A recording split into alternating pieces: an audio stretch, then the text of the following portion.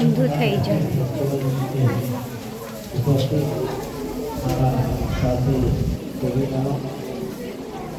કારોબારી સભ્યો, શાળાના આચાર્યશ્રીઓ, શિક્ષક ભાઈઓ, વાલી ભાઈબહેનો,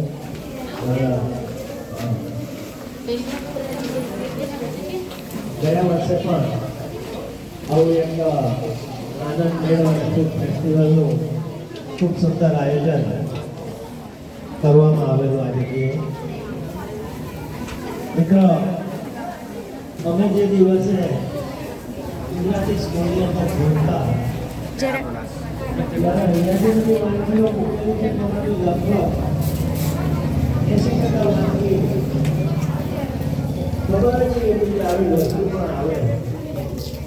સાંપ્રત સમયમાં તમે બજારમાં જો તો દરેક આઈટમની લારી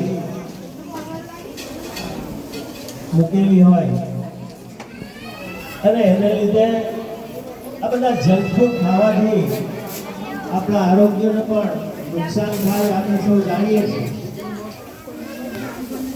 પહેલાના સમયમાં